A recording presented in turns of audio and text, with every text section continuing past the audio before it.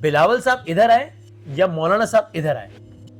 جواب، پاکستان تحریک انصاف یہ کہتی ہے کہ یہ جو آئینی بینچ والی جو بات ہے جو مولانا کہہ رہے ہیں، بھائی جان یہ تو تجویز ہی ہماری تھی، smart move by P T I, ورنہ نون لیگ ایک کام اور بھی کر سکتی ہے کہ حضرت مولانا مان لیا آپ کی بات، یہ پیغام بھی کمیونیکیٹ کر دیا گیا ہے کہ ذرا اس ایڈونچر سے باز رہی. خان صاحب کی بہنیں کہتی ہیں کہ گوہر صاحب کو اپنی تسلی ہوگی کہ ہمیں تسلی نہیں ہے.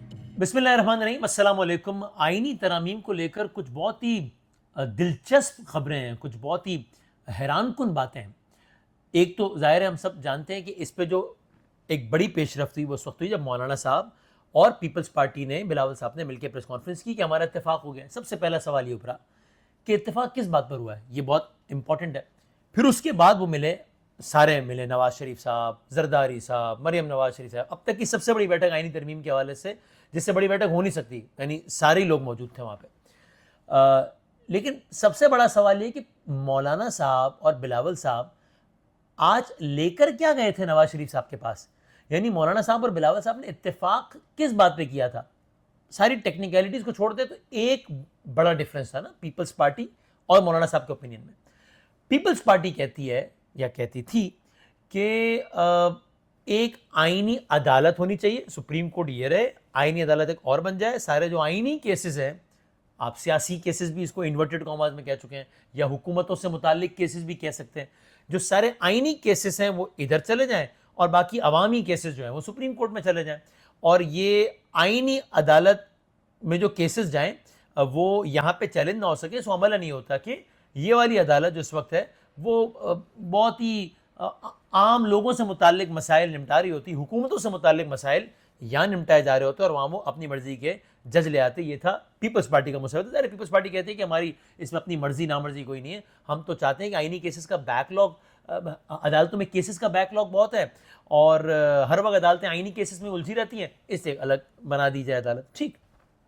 مولانا صاحب کی پارٹی کیا کہتی ہے، اور اس پہ بھی آگے بڑی دلچسپ بات ہے کہ نہیں صاحب آپ یہ نہ کیجئے، 65-70 ہزار کیس ہیں بھی سپریم کورٹ میں پینڈنگ، اس میں سے 200-250 کیس ہیں آئینی حوالے سے، تو اس کے لیے پورا ایک سیکریٹریٹ، پوری ایک عمارت، پوری ایک عدالت، اس کا پورا ایک چیف جسٹس، ایک ملک میں 2 چیف جسٹس، یہ سب کرنے کی ضرورت کیا ہے؟ آپ کو لگتا ہے نا کہ آئینی کیسز بہت زیادہ ہیں، تو آپ ایک کام کریں، آپ یہی سپریم کورٹ رہنے دیں، یہی چیف جسٹس رہنے دیں، یہی عمارت رہنے دیں، سارا کچھ یہی رہنے دیں. ایک کام کر لیں، کچھ نئے ججز ڈال لیں کیونکہ کیسز بہت زیادہ ہیں نا، اور ایک بینچ بنا دیں کہ صاحب یہ جو افراد ہوں گے یہ آئینی کیسز یہ سنیں گے، مسئلہ حل ہو جائے گا. یہ تھا بنیادی فرق پیپلز پارٹی کی بات میں اور مولانا صاحب کی بات میں. اب ان دونوں کا اتفاق کس پر ہوا، بلاول صاحب ادھر آئے یا مولانا صاحب ادھر آئے؟ جواب حیران کن. جتنے اب تک کے شواہد، اگرچہ آپ جانتے ہیں کہ مولانا صاحب اور ان کی پارٹی نے اس کو ٹاپ سیکرٹ رکھنے کی کوشش کی ہے، مولانا صاحب سے 6 مرتبہ سوال پوچھا کہ جواب نہیں دیا انہوں نے، بلاول صاحب سے پوچھا کہ نہیں جواب دیا. نقطے سے نقطہ جوڑیں، کڑیوں سے کڑیاں جوڑیں، تجزیے سے تجزیہ جوڑیں، باتوں سے بات جوڑیں اور ذرا کچھ کوشش کریں کہ ذرا تجزیہ کریں حالات کا، تو سارے شواہد یہ بتاتے ہیں کہ، اور اب میں ظاہر اتنا وقت نہیں ہے کہ تفصیل میں بتایا جائے کہ یہ کیوں ایسا لگتا ہے کہ بلاول صاحب مولانا صاحب کی طرف آئے، مولانا صاحب بلاول صاحب کی طرف آئے. جواب یہ ہے کہ بلاول صاحب مولانا کی طرف آئے، یعنی کہ پیپلز پارٹی یہ مان گئی کہ آئینی عدالت نہ بنائیں، آئینی بینچ بنا لیں. اس پہ دونوں کا اتفاق ہوا. اب یہ قافلہ چل پڑا کراچی بلاول ہاؤس سے، یعنی کراچی میں جان کی ملاقات ہوئی تھی، وہاں سے اب رائے بند میاں محمد نواز شریف صاحب کے پاس کہ اب ان کو کنونس کریں اس بات پہ. اس دوران ایک بہت ہی کمال چیز ہو گئی. وہ کمال چیز یہ ہوئی کہ پاکستان تحریک انصاف یہ کہتی ہے کہ یہ جو آئینی بینچ والی جو بات ہے جو مولانا کہہ رہے ہیں، بھائی جان یہ تو تجویز ہی ہماری تھی، یہ تو ہم نے مولانا کو سجیسٹ کیا تھا، ہمارے کہنے پہ مولانا نے مسودے میں ڈالا تھا یہ، اور اگر پیپلز پارٹی اس پہ مان گئی ہے تو یہ تو بہت اچھی بات ہے، بس ٹھیک ہے، مسئلہ حل ہے. پھر تو what's the problem? Pakistan Tehreek Insaf کی تجویز تھی آئینی عدالت، یعنی وہ تجویز پاکستان تحریک انصاف کی یہ تھی کہ عدالتیں یوں ہی چلتی رہیں، چیف جسٹس ہوں اور سینئر موسٹ ججز آف سپریم کورٹ، یہ سنیے گا غور سے، سینئر موسٹ 4 جج جو ہوں سپریم کورٹ آف پاکستان کے، ان پر مشتمل ایک آئینی بینچ بن جائے جو بھی آئینی کیس ہے وہ یہ لوگ سنیں, اور جب آئینی کیسز کم ہو تو پھر لوگ باقی کیسز تو سن ہی سکتے ہیں. اب اس سے ایک تیر سے دو شکار ہیں پی ٹی آئی کی اس تجویز سے. وہ کیا؟ وہ یہ کہ ایک تو آئینی عدالت کا پھڈا ختم, دوسرا یہ کہ آئینی بینچ میں بھی اب چیف جسٹس, جب سینئر موسٹ 4 ججز آئینی بینچ میں ہوں گے تو اس کا مطلب سب سے سینئر جج کون ہوگا؟ Chief justice of Pakistan. تو یعنی یہ تو آٹومیٹکلی ہو گیا کہ جو اگلا چیف جسٹس بنے گا وہی سارے آئینی کیسز سنے گا. تو یہ بحث ہی ختم ہو گئی کہ چیف جسٹس کو آئینی بینچ پہ کتنا زیادہ اختیار ہوگا یا نہیں ہوگا. چکر ہی ختم ہو گیا. Very smart move by P T I. اب یہ بھی یاد آتا ہے کہ یہ طے ہوا تھا کہ پی ٹی آئی اپنا مسودہ دے گی مولانا صاحب کو, پیپلز پارٹی اپنا مسودہ دے گی. یہاں سے سلمان اکرم راجہ لیگل مائنڈ ہوں گے, وہاں سے مرتضیٰ وہاب لیگل مائنڈ ہوں گے. مرتضیٰ وہاب صاحب نے اپنا مسودہ پیپلز پارٹی کا جمع کرا دیا مولانا صاحب کو, ان کی جماعت کو. پی ٹی آئی نے نہیں کرایا. پھر کیا ہوا؟ سلمان اکرم راجہ صاحب نے ایک میسج کیا کامران مرتضیٰ صاحب کو, اور وہ میسج میں ایک تجویز تھی کہ مسودہ وغیرہ ٹھیک ہے چھوڑیں, یہ آپ مہربانی کر کے یہ اگر آپ مناسب سمجھتے ہیں تو اس کو شامل کر لیں. وہ تجویز کامران مرتضیٰ صاحب کو اچھی لگی, وہ تجویز جے یو آئی نے اپنے مسودے میں شامل کر لی. وہ مسودہ پی ٹی آئی کے پاس پڑا ہے. عین ممکن ہے کہ وہ تجویز یہی ہو کہ آئینی عدالت, یہ کہتے ہیں نا کہ آئینی عدالت اس لیے بناؤ کہ آئینی کیس بہت ہے, آئینی بینچ بنا دو. انہوں نے کہا اوکے. سو یہ ہو گیا معاملہ. اب جب یہ تجویز لے کر پہنچے ہوں گے وہاں پر نواز شریف صاحب کے پاس, تو وہاں پر تقریباً مولانا صاحب 4 گھنٹے بیٹھے ہیں آج, اور اٹھے ہیں تو یہ کیا کہ اٹھے ہیں کہ عدالتی اصلاحات کے حوالے سے اکثر چیزوں پر معاملہ طے پا گیا ہے, ابھی پی ٹی آئی سے ہی ملوں گا, کوشش کریں گے باقی جو کچھ چیزیں ہیں وہ بھی سالو ہو جائیں.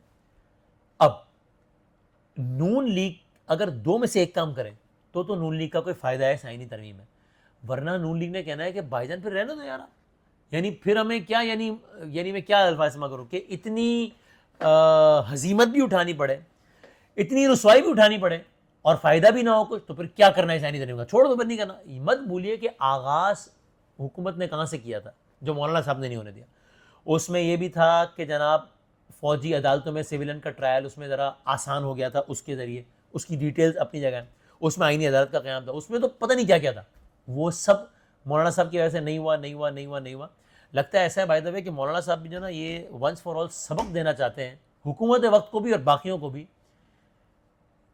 کہ جب سارا کچھ چل رہا تھا, جب سیٹیں ادھر ادھر سب, تو آپ کو یاد نہیں رہا, اب بھگتو پھر. لیکن بہرحال جو بھی ہے اس وقت کی جو پوزیشن ہے اس میں مولانا صاحب نے بہت ساری چیزیں نہیں ہونی تھی, یہ تو ماننی پڑے گی بات, ورنہ بہت کچھ ہو چکا ہوتا ہے. سو 2 چیزیں اب نون لیگ کروا سکتی ہے, ورنہ نون لیگ کا فائدہ ہی نہیں آئینی ترمیم میں. وہ کیا ہے؟ ایک آئینی بینچ ہی بنے, ایک تو یہ کہ مولانا صاحب کو راضی کر لے کہ آئینی عدالت بناتے ہیں آپ, مشکل ہو گیا ہے کام اب. اچھا, سو پھر دوسرا کام کیا کر سکتی ہے نون لیگ؟ بھائی آئینی بینچ ہی رہے, آئینی عدالت نہ بنائے مولانا صاحب, آئینی بینچ ہی رہے. اس آئینی بینچ کے لیے نئے ججز چاہیے ہوں گے, یعنی ٹھیک ججز کو انکلوڈ کرنے کا ایک طریقہ کار ہے, فلاں جوڈیشل کمیشن, یہ سارا کچھ. اس طریقہ کار میں کے مطابق اس وقت عملاً ججز سلیکٹ کر رہے ہوتے ہیں, وہ طریقہ کار چینج کریں تاکہ ججز کی اس میں فائنل سے نہ رہے بلکہ پارلیمنٹیرینز کی ہو جائے. تو جو ججز آئیں وہ ہماری مرضی کے آئیں, اور پھر ان ججز پر مشتمل آئینی بینچ بنا دیا جائے, اور ایسی قانون سازی بھی کر دی جائے کہ چیف جسٹس ایک حد سے زیادہ اس آئینی بینچ پر اثر انداز نہ ہو سکے. یہ کر لیں تو پی ٹی آئی کو بھی سرپرائز دیتے ہیں آپ, کہ پی ٹی آئی کو آپ نے آئینی بینچ کہا تھا نہ, ڈال دیا آئینی بینچ, لیکن وہ آئینی بینچ ہو ایسا کہ جس سے کام نون کا نکل جائے, گورنمنٹ کا نکل جائے. یہ ہوتا ہے تو نون لیگ کا فائدہ ہے اس تجویز میں. ورنہ نون لیگ ایک کام اور بھی کر سکتی ہے کہ حضرت مولانا مان لی آپ کی بات, ٹھیک ہے ہو گیا کام, ایک کام کر لے, ون ون سچویشن ہو جائے گی, آپ کا بھی مسئلہ حل, ہمارا بھی مسئلہ حل. وہ کیا؟ وہ یہ ہے کہ آپ تو فلور آف دا ہاؤس پہ کہہ چکے ہیں کہ ابھی سپریم کورٹ آف پاکستان کے چیف جسٹس کے تعین کا طریقہ کار کیا ہے. ایک چیف جسٹس آتا ہے, جب وہ 65 سال کا ہوتا ہے تو وہ ریٹائر ہو جاتا ہے, پھر اگلا آتا ہے جو سینئر موسٹ ہوتا ہے, پھر وہ 65 سال کا ہوتا ہے تو اگلا آتا ہے. اس کے نتیجے میں کیا ہوتا ہے کہ ایک چیف جسٹس, ایک آدمی اس دن چیف جسٹس بنا جب اس کی عمر ہے 64 سال 6 مہینے, تو کتنے عرصے بعد ریٹائر ہوگا؟ 6 مہینے بعد. ایک آدمی اس وقت چیف جسٹس بنا جب اس کی عمر ہے 61 سال 6 مہینے, تو اب یہ کتنے سال چیف جسٹس رہے گا؟ 3.5 سال. مولانا صاحب فلور آف دا ہاؤس پہ کہہ چکے ہیں کہ یہ کیا نظام ہے. یعنی الفاظ اب میرے خلاصہ یہ کہ بھائی کوئی 6 مہینے کے لیے بن جائے گا چیف جسٹس, کوئی 3.5 سال کے لیے بن جائے گا چیف جسٹس, اور وہ بس جو سینئر ہے وہ بن جائے. تو بھائی آرمی چیف کس طرح سلیکٹ ہوتا ہے؟ وزیر اعظم پاکستان کو کچھ نام جاتے ہیں, ان میں سے ایک چوز کر لیتا ہے. تو عدالتوں کا بھی یہ نظام کرتا ہے. یہ بات مولانا صاحب فلور آف دا ہاؤس پہ کہہ چکے ہیں, کوئی راز نہیں ہے. تو مولانا صاحب سے کہا جائے گا نون لیگ کی جانب سے, عجب نہیں کہ کہا جائے کہ حضرت مولانا یہ تو آپ فلور آف دا ہاؤس سے پوزیشن لے چکے ہیں نا, ٹھیک ہے آئینی عدالت کو چھوڑیں, آئینی بینچ رکھیں, بینچ بھی وہی رکھیں جو آپ کی تجویز تھی, جو کہ اب پتہ چلا ہے کہ پی ٹی آئی کی تجویز سے انکشاف ہوا ہے. بھائی جان اس میں مان جائیں تاکہ وزیر اعظم پاکستان اگلے 3, 4 یا 5 ججوں میں سے ایک کو چیف جسٹس بنا لے. ہینس منصور علی شاہ صاحب چیف جسٹس نہ بنے, چونکہ اصل گورنمنٹ کو یہ خطرہ ہے کہ منصور علی شاہ صاحب بن گئے تو یہ نہ وہ پورے الیکشن کی آڈٹ کا اعلان کر دے اور ایک نیا ہی چکر ہو جائے. یہ 2 صورتوں پہ گورنمنٹ کوشش کرے گی مولانا صاحب کو کنونس کرنے کی, اور اگر یہ نہیں ہوئی تو پھر نون لیگ نے کہنا ہے کہ پھر ہماری کس کام کی تجویز, پھر نہیں کرتے تجویز. اب دیکھتے ہیں کہ اس میں سے کیا نکلتا ہے. ایک اور بات بہت اہم ہے, گورنمنٹ اس کی بھی کوشش کر رہی ہے کہ مولانا صاحب کے بغیر نمبر پورا کر لیں. یہ پیغام بھی کمیونیکیٹ کر دیا گیا ہے کہ اگر آپ نے ایسا کیا, ہمارے بغیر یہ کام کیا, پھر ہم سے آپ کسی بھی خیر کی توقع نہ رکھیے گا. پھر ابھی تو ہے پی ٹی آئی سڑکوں پر, اگر اس پی ٹی آئی کو ہم نے بھی جوائن کر لیا تو کیا ہوگا؟ یاد رکھیے پی ٹی آئی کے مجمع پہ شیل چلانا آسان ہے, مولانا صاحب کے مجمع پہ شیل چلانا مشکل ہے, اس کی اپنی سینسٹیوٹیز ہیں. مولانا کا تو ورکر پی ٹی آئی کا ورکر بھی, لیکن مولانا کے ورکر کا تو اور معاملہ ہے. تو گورنمنٹ کو یہ بھی کمیونیکیشن یا اشاروں کے نام میں بتا دیا گیا ہے کہ ذرا اس ایڈونچر سے باز رہیے گا. اب دیکھتے ہیں اس میں سے کیا صورت نکلتی ہے. اور ٹورڈز دی اینڈ ایک اور بات اس میں یہ ہے, یعنی اس سے ہٹ کے ایک اور بات بھی ہے کہ پاکستان تحریک انصاف میں آپس کے وہ معاملات, لیڈرشپ کا ایک دوسرے کو شک کی نگاہ سے دیکھنا, وہ تو چل ہی رہا ہے. ورکر کا لیڈرشپ کو شک کی نگاہ سے دیکھنا وہ تو چل ہی رہا ہے. لیکن اب ایک صاحب ہے کہ جن کے خلاف پوری پارٹی میں کنسنسس ہو گیا تقریباً کہ ان سے تو شکوہ ہے ہمیں, اور وہ کوئی اور نہیں بلکہ چیئرمین ہے, یعنی کہ بیرسٹر گوہر صاحب. پاکستان تحریک انصاف یہ کہہ رہی ہے کہ ہمیں یقین دہانی کرائی گئی تھی کہ عمران خان صاحب کو تک ان کی بہنوں کو اور ڈاکٹرز کو رسائی دی جائے گی, اور ڈاکٹر بھی شوکت خانہ والے ڈاکٹر کو رسائی دی جائے گی. آپ 15 اکتوبر کا ایس سی او کا اجلاس کینسل کر دیں. بیرسٹر گوہر صاحب نے اناؤنس کر دیا کہ ٹھیک ہے آپ یہ کروا دیں کام. اور پھر نہ بہنوں سے ملوایا گیا, نہ کسی ایک بہن سے ملوایا گیا, نہ شوکت خانہ کے ڈاکٹر سے ملوایا گیا, پمس کے ڈاکٹر سے ملوایا گیا جو کہ گورنمنٹ کا ڈاکٹر ہوتا ہے. اور پمس کے ڈاکٹر کی میڈیکل رپورٹ دی گئی جس کے مطابق خان صاحب ٹھیک ہیں, اور گوہر صاحب نے کہا جی الحمدللہ خان صاحب ٹھیک ہے, یہ پمس کی رپورٹ ہے. پاکستان تحریک انصاف کہتی ہے کہ ہمیں بالکل اعتماد نہیں ہے یہ پمس کی رپورٹ پہ, اور بیرسٹر گوہر صاحب اسی پمس کی رپورٹ کو ٹویٹ کر کے کہتے ہیں کہ الحمدللہ خان صاحب خیریت سے. خان صاحب کی بہنیں کہتی ہیں کہ گوہر صاحب کو اپنی تسلی ہو گئی کہ ہمیں تسلی نہیں ہے. خان صاحب کی بہنیں یہاں تک کہتی ہیں ہمیں تو کسی پہ بھی اعتماد نہیں ہے, ہمیں ملوائیں اپنے بھائی سے تو ہم یقین کریں گے کہ کیا. بیرسٹر گوہر صاحب کے رویے سے عمران خان صاحب ویسے کہ بہت زیادہ خوش نہیں تھے, یہاں تک کہ مطلب ان کی رائے تھی کہ مطلب کوئی ڈپلومیٹ لگایا کہ میں نے کوئی, یعنی اتنا مصلحت پسند اور ڈپلومیٹ نہیں, بھائی کیا ہو گیا, سیدھی بات کرے, دبنگ بات کرے. اور اب یہ ایک نیا چکر کھڑا ہو گیا. آخری بات, کچھ ہمارے دوستوں کی رائے یہ ہے کہ پاکستان تحریک انصاف کے معاملات کہیں نہ کہیں چل رہے ہیں, اور 2 افراد اس پہ آن بورڈ ہیں, گوہر صاحب اور علی امین صاحب, یا یہ کہ یہ دونوں کی سیٹنگ ہو رہی ہے یا کیا ہے. مجھے ایسا نہیں لگتا.